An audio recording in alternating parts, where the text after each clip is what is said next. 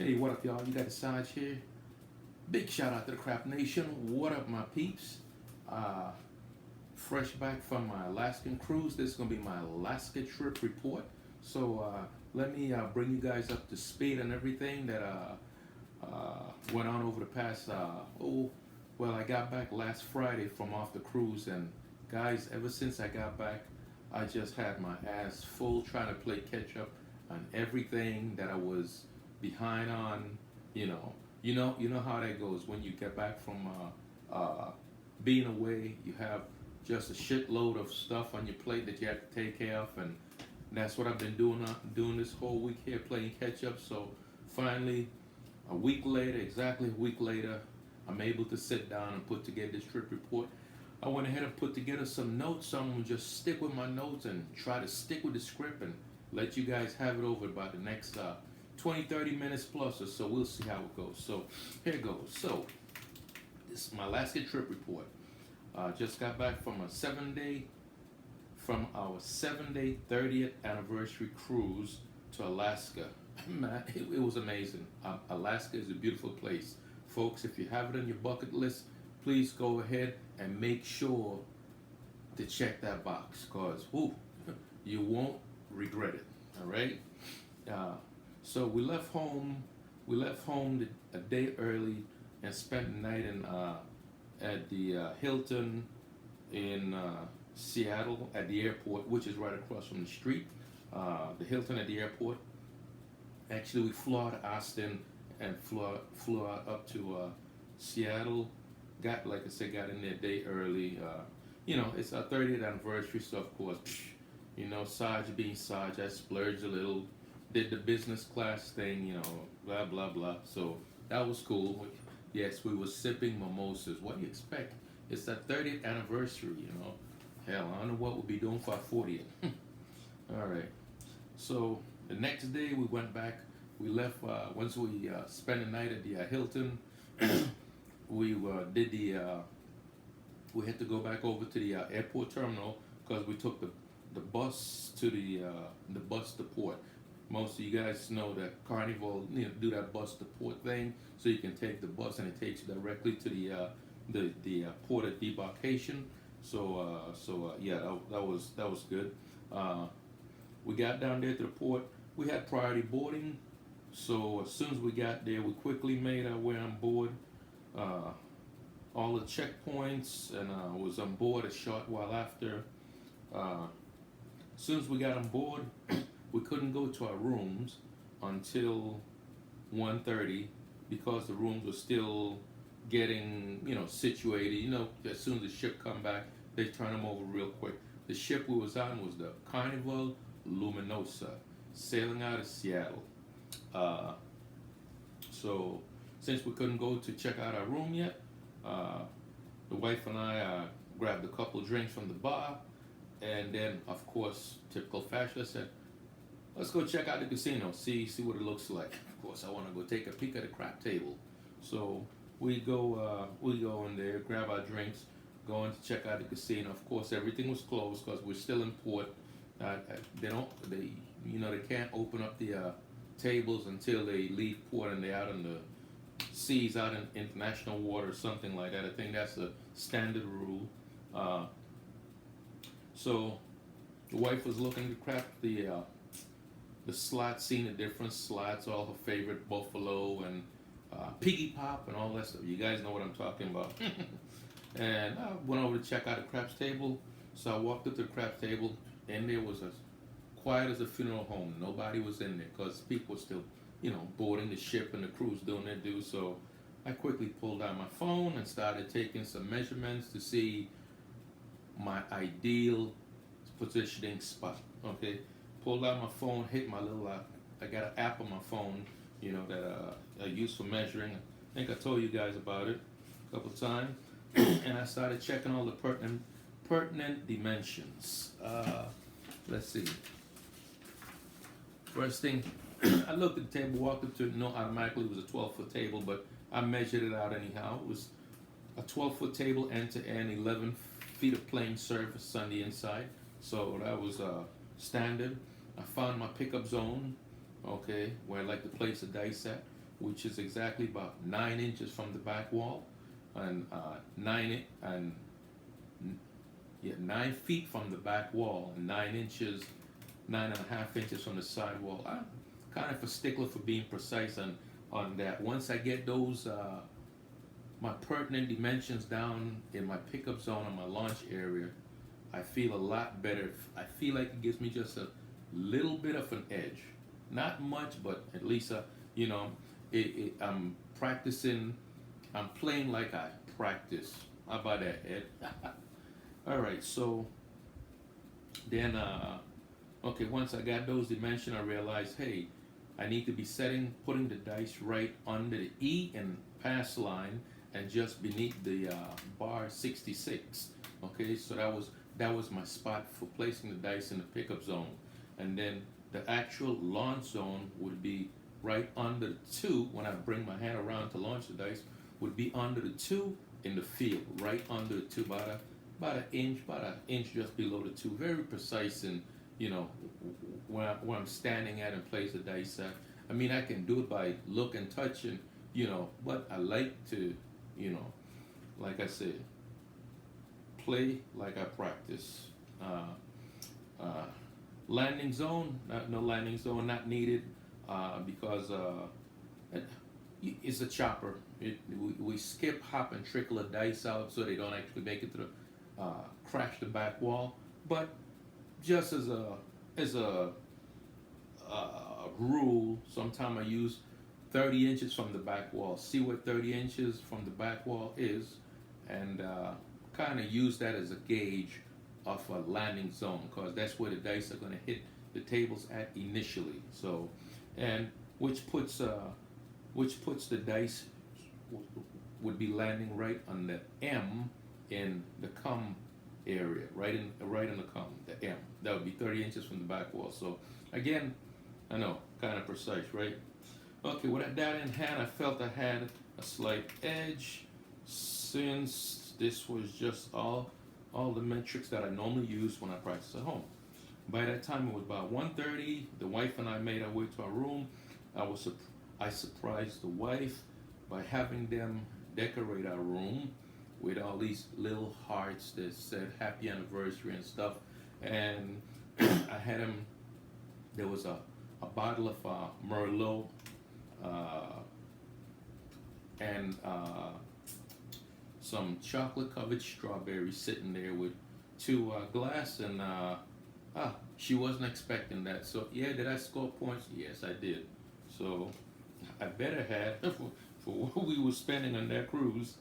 Okay, so yep, and we casually popped the wine open, had a nice little toast, and ate some strawberries, chocolate covered strawberries, and Merlot, sipped on our Merlot wine as we checked out the room. A suite that we had was quite large, spacious, and beautiful, and it with the extended balcony. This was by far one of the biggest rooms on the ship. I think there was only one bigger room next to us. I started to get that. The wife said, "No, we don't need it." Okay, whatever. So this was one of the larger rooms on the ship. So anyhow, we left port right at 4 p.m. sharp. You guys know, you know the drill on that. The ships normally leave at 4 p.m. sharp. And as we pulled out the harbor, we had a beautiful view of the Seattle Space Needle in the background. That felt good to see that. So that was a beautiful sight as we was leaving port. And the weather was good, great temperatures. Oh yeah, felt good up there compared to hot ass Texas, where we had just left at 90 plus degrees, almost 100.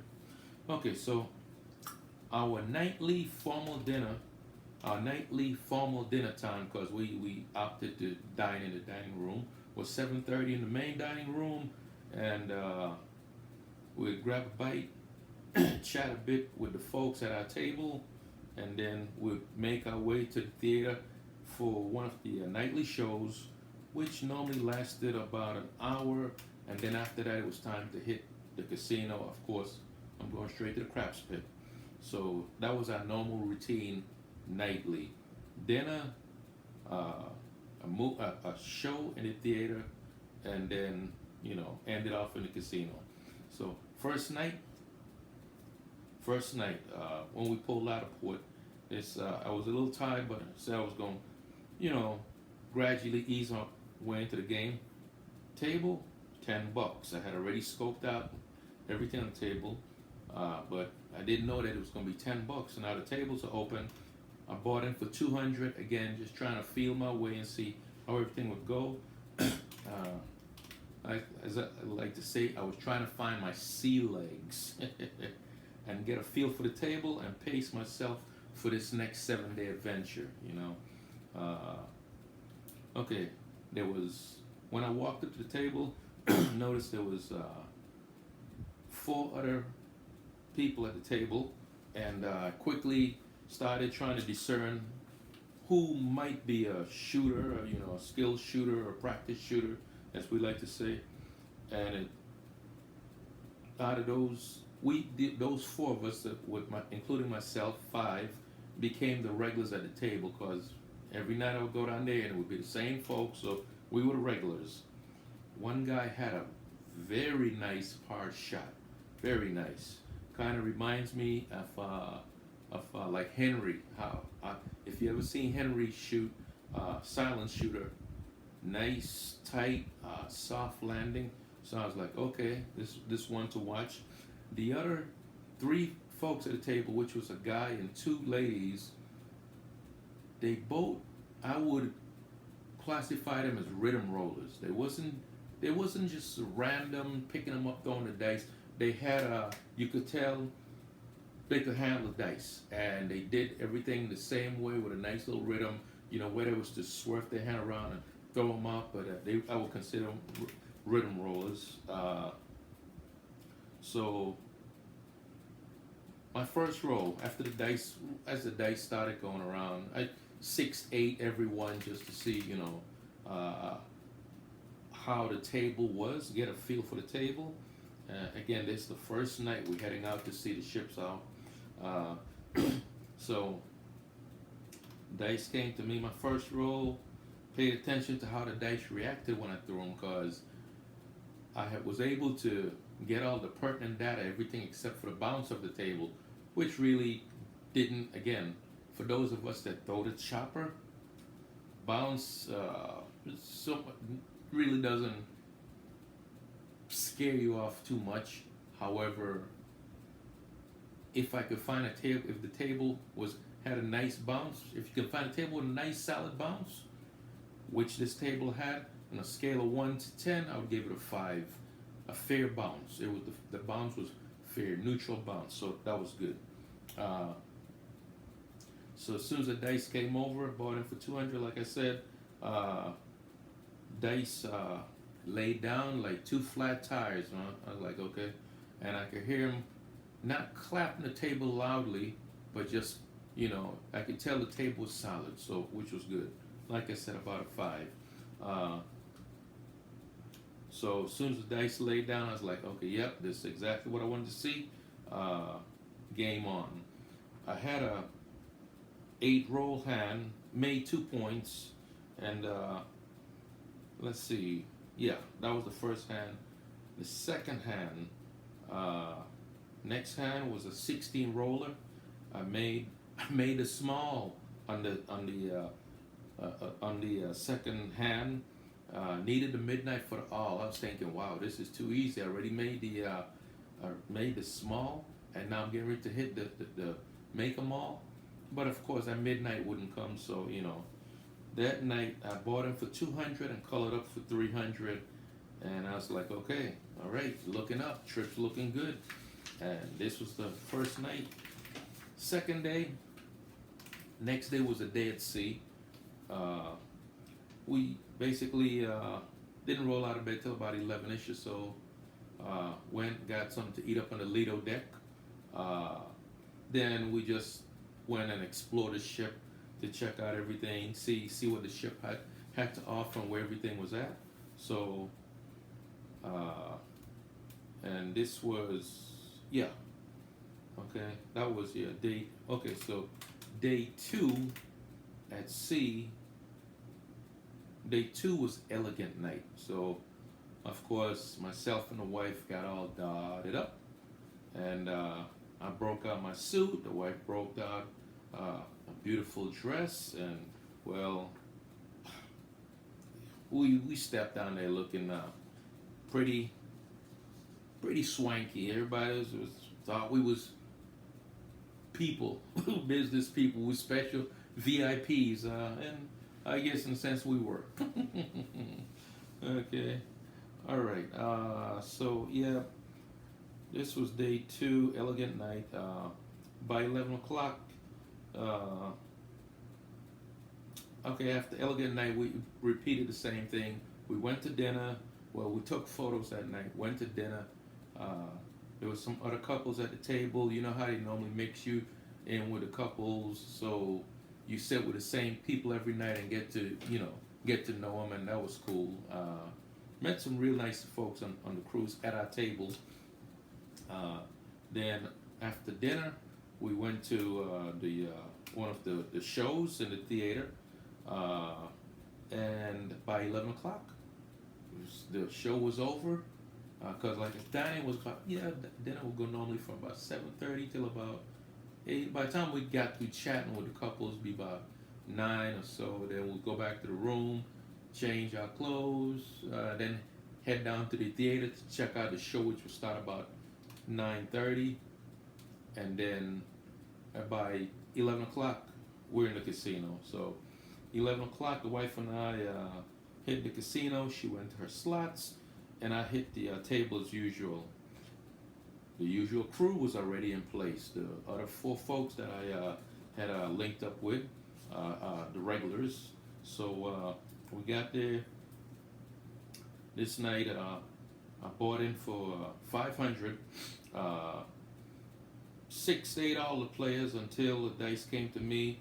I I went 160 across and promptly PSO'd. I was like, okay, this is not good. Okay. Next hand was a very not a very short hand. Had to rebuy for 300. So now I'm down 8 right out the gate. I mean, because I think I made a couple of bad bets on some of the other players too after my PSO. You know, so I rebuy for another 300. Just couldn't get anything going after 3 hands, so I called it an early night that night and walked away from the table down by 800 bucks. Right out the gate. There's the second day at sea. Oh, and I forgot to mention early, uh, when we first got in the ship, the first thing I did was I already had my envelopes. Yes, I did the envelopes thing situated. I highly recommend that for anybody going like on a long cruise. You know, I mean, not gonna walk around with all the cash in you, and I don't want to have to be going in the safe and fighting with money. So I had my envelopes marked out: day 1, day 2, day 3, day 4, just 8. You know, and yeah, with different varying amounts. You know, and so I had went through. Anyhow, I call it an early night. You know, down 800 for the night. Next day was day 3. We docked in Juneau, Alaska. Ah, beautiful place, beautiful place. We as soon as we docked that morning, we went to the Mendenhall Glacier. We did an excursion. We did the Mendenhall Glacier and Salmon Bake. Guys, I highly recommend that excursion to anyone. The food is so good. The scenery is exquisite. Uh, look, I can't give it uh, enough praise just how beautiful it was and just how great tasting the food was. And yes, we did see plenty of bald eagles. And let's see, we stopped at a fishing a salmon fishery where they had a salmon ladder and the salmons were swimming back in, and of course there were seals waiting for the salmons to come in. And as fast as the salmon came in, and the seal was there, snatching them up. But there's so many of them, so you know. Anyhow, so this was day 3 when we docked in Juneau. We got on the bus for the excursion. Went to Mendenhall Glacier. It's beautiful to see that glacier sitting off in the distance. Man, you're just in awe. And then there's all the waterfalls and stuff that's right there. It's beautiful. I can't give enough words to really describe. It's a must see. It's just a must see. And then after that, we got on the bus. Tour lasted maybe about an hour or so, hour and a half, 2 hours. Then we went to the salmon bake. Fresh salmon, they're throwing them on the grill, baking them right before you, and then piling everything on your plate, buffet style, as you go through the line. Oh, it was so good. And the temperatures was like in about the 50s. And but it wasn't cold, and you stuff in your belly, and it was just great. It was great, okay? So that night, day 3 night, when we got back to the ship, I think we left, we had a late departure, probably like 8 o'clock that night was when the ship left. No, it might have been, no, I think 10 o'clock was when we left the port. So, and because our excursion lasted up until 7 o'clock when we got back to the ship, we didn't even eat dinner that night because you came back to the ship with a full stomach after a day out there like that. So, but we still went, hit the usual show at 9:30, and made our way to the casino. Again, this was our routine, and you know, we was running like a well-oiled machine after a while, knowing exactly what we was doing and you know what was happening when. So that night, after the show, I hit the casino, decided I was going to level up, okay? Because I think I broke out 2 envelopes. Yep, I broke out 2 envelopes. I reached in the safe, and because I hadn't used the one from day 1, I only used a couple dollars that I had in my pocket at $200 that I bought in for.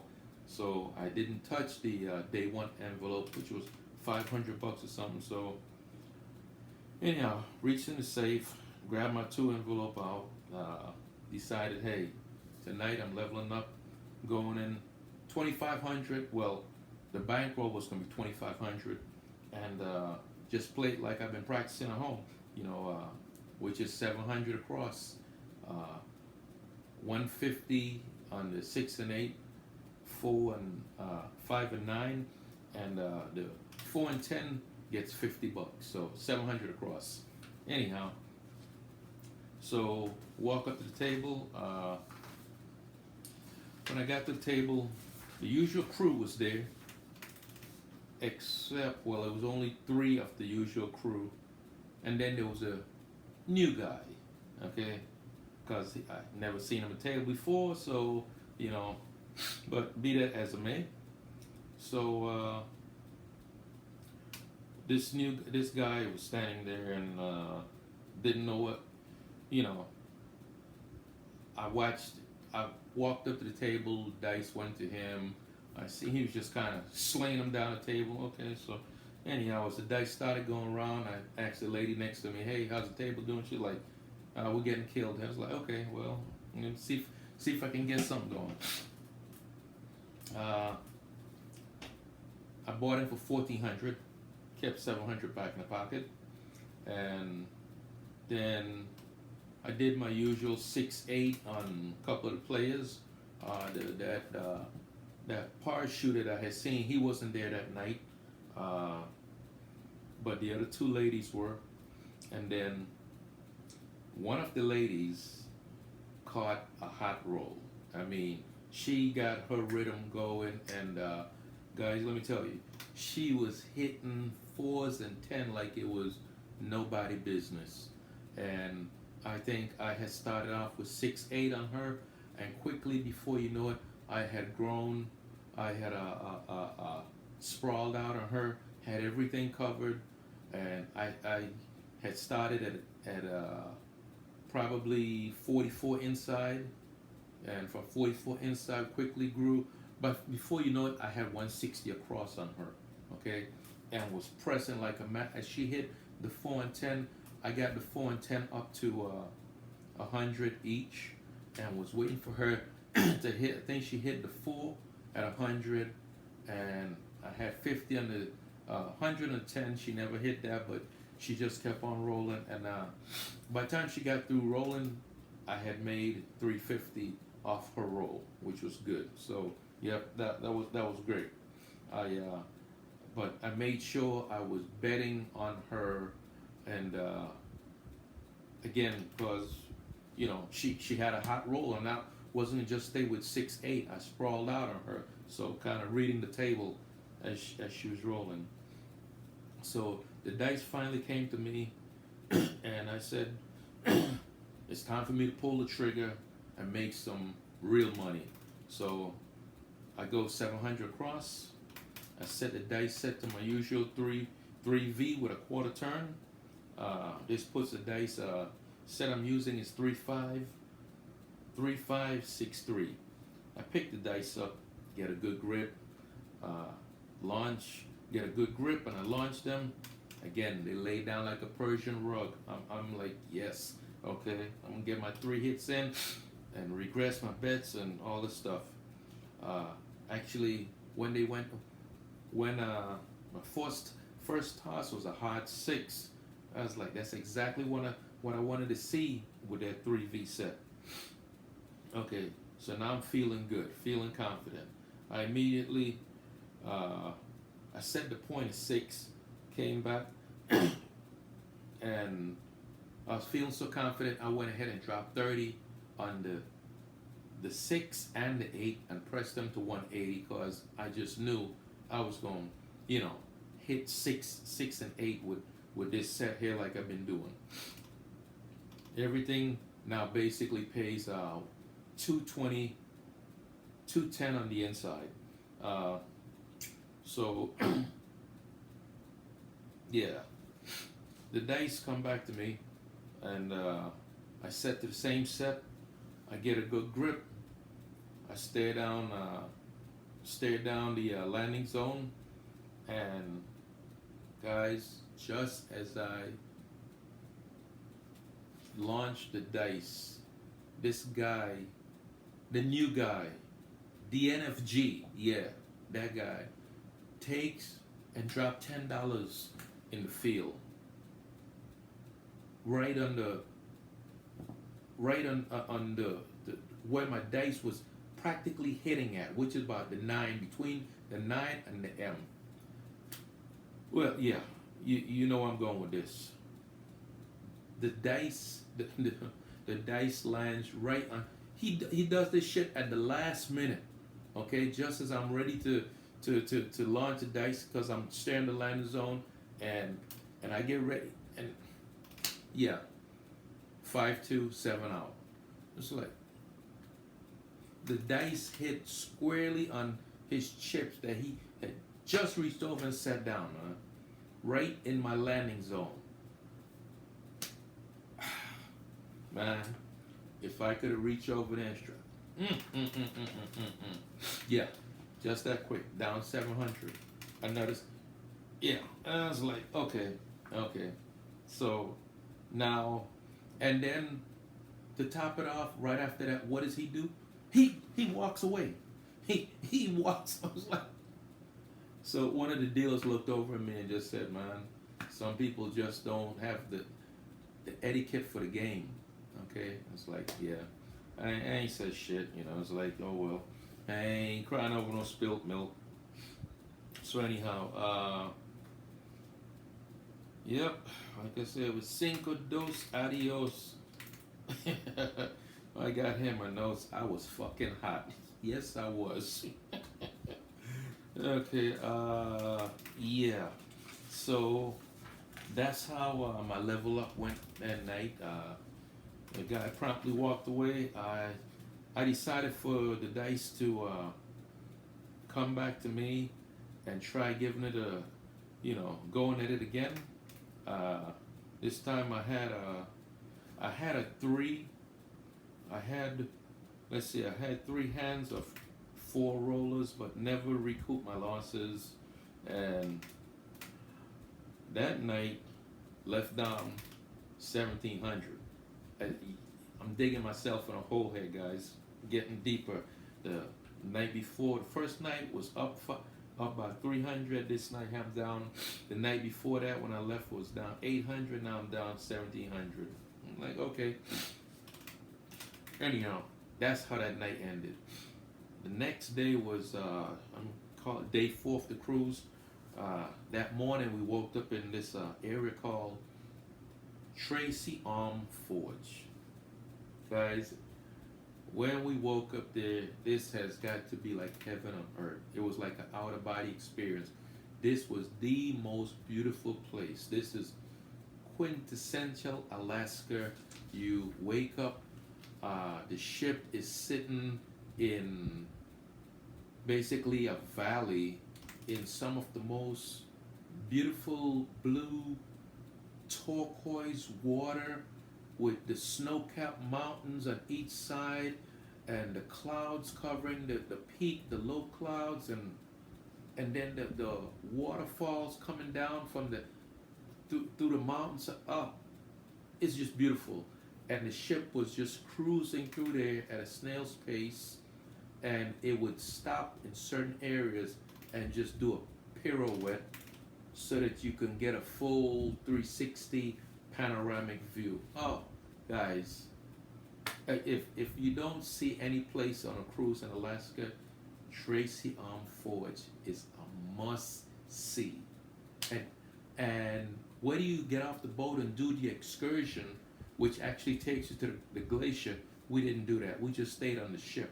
Just staying on the ship, and I'm saying this from staying on the ship, because they had to tender you to the glacier. You had to get on a smaller boat and then go to the glacier. We didn't do that. We just, we opted to stay on the ship, and just stay on the ship. We was happy, So and like it was just beautiful, beautiful. So yeah, that was Tracy Arm Forge. So let's see. Yeah, I want to say the mountain peaks had to be probably about 3,000 feet high. And you're basically, the ship's coming through a valley. Beautiful. Okay. So once we left there, we left Tracy Arm Forge, sailed out. This was going to be day 5 of our trip. We're supposed to make port in Skagway, Alaska. But that night when we were sailing, you could hear the chairs on the deck, on the balcony being blown around pretty good. And the ship was, you're laying in bed and you could feel the ship really rocking. Then finally the captain came over, Mike, and said, hey, we won't be docking in Skagway because the weather was too bad to lay the gangplank down. So instead we went to a place called, what was the alternate port was called? Icy Strait Point, which was a little Alaskan village, old whaling village, but it was beautiful. It was small. We pulled it there and was able to go from one side of the island. They have these little trams that take you from one side to the other. And that was beautiful. We spent the day there, a couple hours or whatever, and then we sailed on. Let's see. Okay, I missed something in here, but I'll keep going. Day 6 was Ketchikan. Okay, Ketchikan, Alaska. Again, another beautiful place. Okay, it's a very nice small town compared to like Juneau. I think it's probably a little bit smaller than Juneau. Great scenery, lots of totem poles. They're known for their totem poles in that area, and it seems like there was a lot more to do, but we only stayed docked there for about 6 hours or so. So we Got off the ship. We didn't do any excursion. We just walked around in the town, bought some trinkets and stuff. So yeah, got back on the ship. That night after dinner, and our usual nightly show, wife and I went to bed early. Well, she went to bed early. I went down to the piano bar and went down to the piano bar and started sitting there plotting on my next move, trying to go back and recoup as in, okay, what not to do when I get to the table. And so I didn't play that night. I just, you know, I went, looked at the table, and actually the table was empty. There was only one guy at the table. I was tempted to get on there, but I said, no, I'm not going to play tonight. Because I had already had it in my mind I wasn't going to play, so stick to the plan. You're not going to play, don't play. So I just saved what bullets I had left to for the following night, which was going to be, that's, I think, night 7 of the cruise or something like that. I think I might have got my days mixed up here, but that night didn't play. Like I said, just plotted and tried to figure out what was going to be my next move, how I was going to approach it and everything. So day 7, we headed to, no, okay, the next night, which, yeah, was day 7, I took my last envelopes out of the safe, and which was about a total of about 1,400 or so, my last 2 envelopes. Went downstairs to the table, and the plan was, unless the table was empty or it was just the regular players, and that's the only time I would go 700 across, okay, and try to level up my bets, like I said. But as soon as I walked up to the table, there was 3 people on the table, again, 2 of the usual, and then there was a new guy, not the same guy. This was another guy there, and he was loud, obnoxious. I never played craps in my life. I don't know what the hell to do with the dice. And they said, "Sir, keep the dice over the table." This is as I'm walking up to the table. This is what I'm hearing, and he's shooting from the end, and I'm like, "Oh boy." I was like, I can't take the risk of, I won't take the risk of leveling up on this guy, leveling up on myself, and then he's throwing chips all over the table, and So, yeah, did not go the 700 across. I knew that wasn't happening that night. So, just did my usual, let's see, first playing so yeah, the dice goes to the new guy, and this guy gets in a heater. I'm like, what the hell? So I can go 6-8 on him, and before you know it, I'm sprawled out. Guy had maybe about at least a 16, 17 roll hand. I made a couple about 100, 200 bucks on him. So, he had that beginner's luck, I guess, So when I was standing next to one of the lady, she looked over to me. She looked over at me. She like, "Thank God you came. We've been having a bloodbath here." She said, "I am down to my last 200 bucks, and I was about to leave until I seen you walk up." She said, "I am down big time here." And I was like, "Well, hopefully I can get something going." So as soon as the new guy sevens out, the dice was coming to her, and she's like, "I'm gonna pass him to him. He's a shooter." I'm like, "Okay, no pressure, Sarge." So, guys, I get the dice, and I catch a heater. I go on a roll. Let's see, when the dice came to me, it was about 12 o'clock. Okay. when the dice finally was leaving my hand was about 1:15. They had started shutting down all the blackjack tables and stuff, and the crap table was the only table that was going with the three of us on there. So again, cause this new guy was down there, I didn't want to, mess around with my bankroll too much. Anyhow, I go 160 across and commence to putting on a shooting display from hell. Guys, this was one of them roll where everything was working. The point was 4, I set to 2V, hit the point of 4. The point was 8, set to 3V, came back, boom, hit the point of 8. The point was 6, came back, 3V, couple rolls in, boom, hit the point of 6.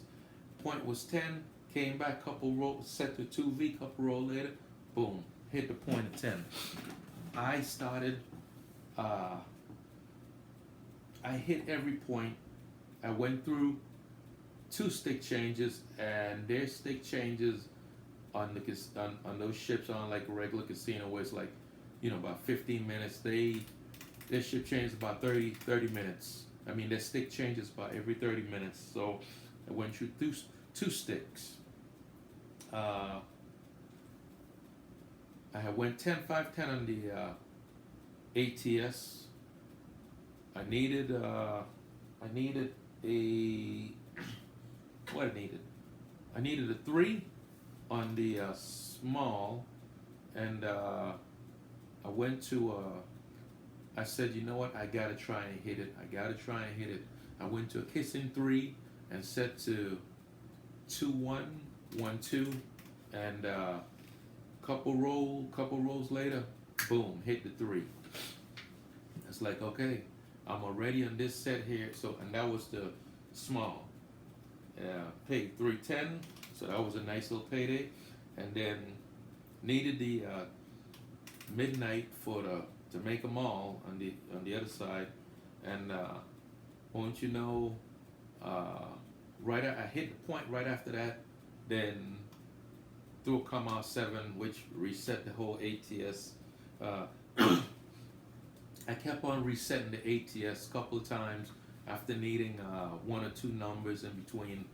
Anyhow, this roll ended up being a 38 roll. I had a 38 monster roll. So yeah, that was on point.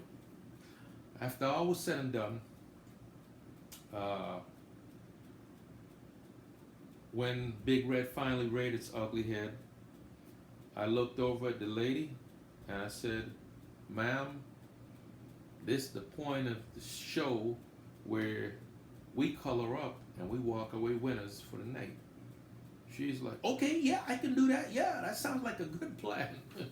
So I colored up $1,700. I had bought in for $500, colored up $1,700. The lady, she was down to her last $200 or $300. She colored up $1,400, and I told the dealers like, and of course I had the dealers up for a 2-1-2 on the ATS, so they had already got $62, and I threw another about another $60-$75 at them. 3 green chips and a couple of change there, so the dealers was well taken care of, toted. And as we was walking away, the lady looked at me and said, she's like, "This is the second time in my life I've ever played this game."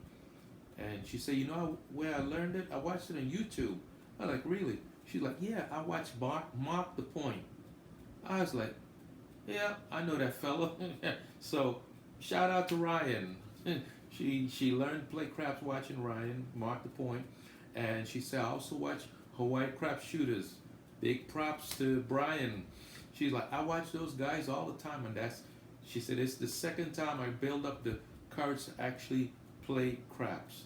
And the thing was, she got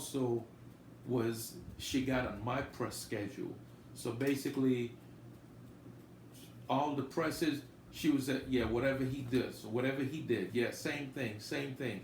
And we had the 6 and 8 up to 120, 5 and 9 at 75, 4 and 10 at 50, and we left a lot on the table, but we took a lot off the table.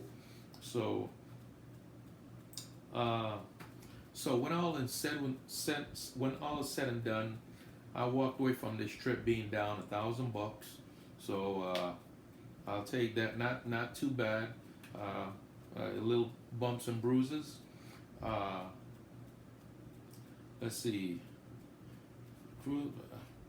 But I had to do some serious shooting. Thank God I was able to catch that monster roll to get quite a bit of money back. And I think there's a couple other hands I played in there too, because I missed something in there one another day at sea. But basically walked away being down $1,000 for the cruise. So wish I was up 1,000, but oh well. Win some, you lose some. But let me say this, guys. Again, if you haven't been to Alaska, if you have ever thought about going to Alaska, do it. Okay, you will be happy you did. Okay, it's look, right now, if my wife had to ask me right now to do a cruise, I'd be like, yeah, wait, you want to go back to Alaska? Because that place is so beautiful. There was so much to see. And oh, how could I forget to mention? Yes, we saw a shitload of whales. Yes, at first, the first day at sea, we didn't see any. The second day, I think by the time we was leaving Juneau, guys, there was just whale sighting left and right. Orcas, you can't miss them. You see that dorsal fin come up and they hump. We didn't see any breaching. There was no breaching activity where they would come up and splash and go back in. Also, just before I left, I ordered up from Amazon a pair of binoculars. On that cruise, you got to have binoculars. I bought me some, of course, military grade binos, some high-tech binoculars, and I could zoom in and see shit for miles and miles. So as soon as what you would see with the whales, they would come up and they would blow, spurt their water up, and then you could zoom in and see them, a part of maybe 3 or 4 of them, and it's so cool to see, man. That alone makes it worth the while seeing a whale. They didn't get close to the ship now. They was off in the distance, so it was hard to take pictures of them. But looking through the binos, you could really zoom in on them. And of course, I was always scanning along the shoreline, hoping to see a bear, eating a salmon or something. Didn't see anything like that. But like I said, did see plenty of bald eagles in Juneau, and yeah, the salmon ladder was cool, and yeah, just seeing the orcas swimming along, on, it didn't matter where you was on the ship. You could be on the left side, the right side, just looking off the ship, and you would see them come up and blow. They would step a bit, swimming along, and dive back down. So all in all, guys, this Alaskan trip was probably one of the best cruises my wife and I have been on. It was our 30th anniversary. My wife don't like to do 7-day cruise, so this was our first 7-day cruise, and she loved it. I loved it. It was, yes, epic. Man, but I highly recommend this trip to anyone. Like I said, didn't do too hot in the casino, but had some great rolls.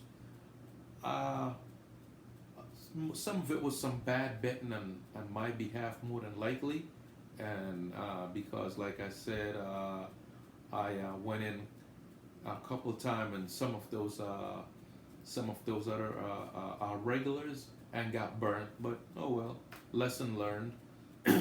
But overall, can't take nothing away, guys. You gotta check out Alaska. You got to check out an Alaskan cruise. Put it on your bucket list and make sure to put a check mark next to that one. Hey, this been the Sarge, and that is my Alaska trip report. Hope y'all enjoyed it.